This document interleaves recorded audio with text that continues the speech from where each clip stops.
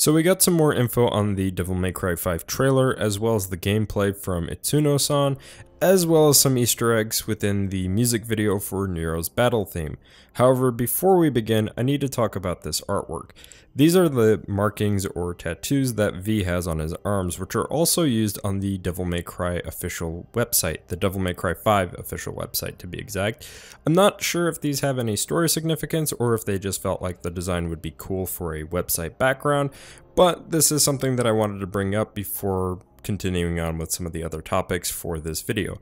So I'd like to know what you all think down in the comments section below. With that out of the way, let's get into some of the other information, starting with Morrison. That's the one thing that probably had me quite surprised. I didn't think that they'd change his design this much, but I quite frankly don't mind as long as the character portrayal is done right. So as long as the character is like the character that we've seen in the anime, I don't particularly mind how they look, just as long as they act like the character.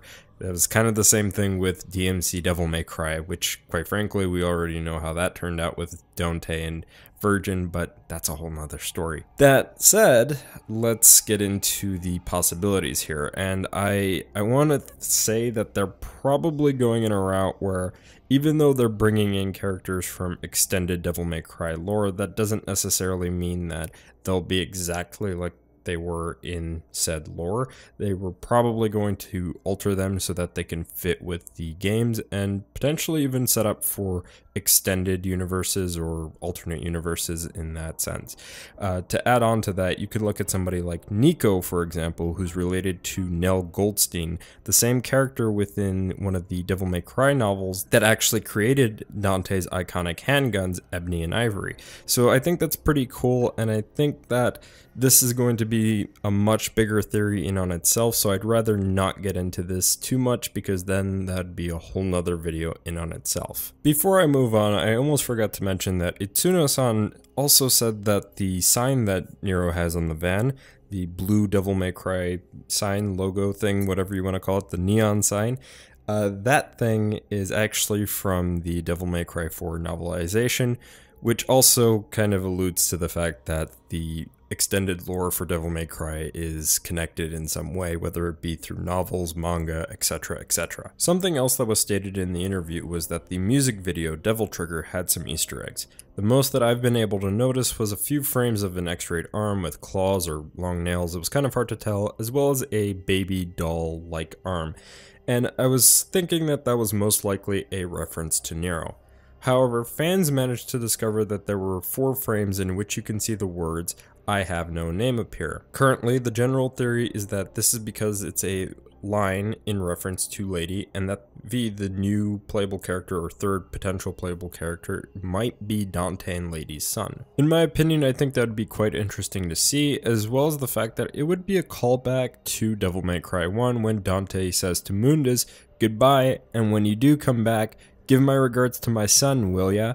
So we'll have to wait and see on how this theory turns out, but if it is true, it does make me wonder, if this is Dante and Lady's son, does this mean that we'll be seeing something else happen with Devil May Cry in the future, like Dante no longer being the main protagonist, and Nero and whoever V is take up the forefront? There was also the leaked image for Devil May Cry 5 prior to the announcement that did mention something along the lines of there being a final chapter.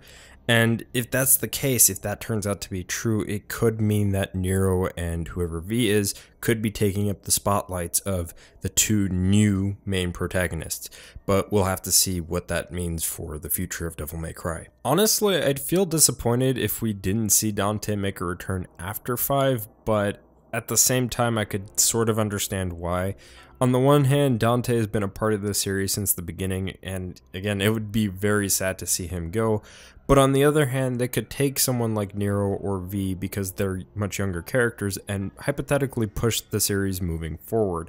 But that's something we'd have to wait and see. Ultimately, if that's the case, I would hope that they'd look back at Devil May Cry 1, 2, and 3 and remake those games, mostly 1 and 2 because of the inconsistencies as well as the gameplay that could be fixed and or improved, but this is just one big hypothetical for now. Something else that I'd like to cover is what was said about Nero's Devil Breakers in gameplay.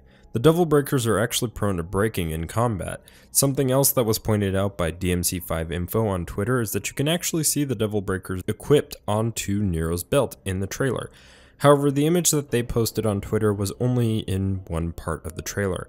There's actually a few parts in the trailer where you can clearly see them. There's even one frame where you can actually see the same arms equipped onto his belt. So regardless of which arms there are, I'm assuming that perhaps you can switch to them on the fly, similar to style switching.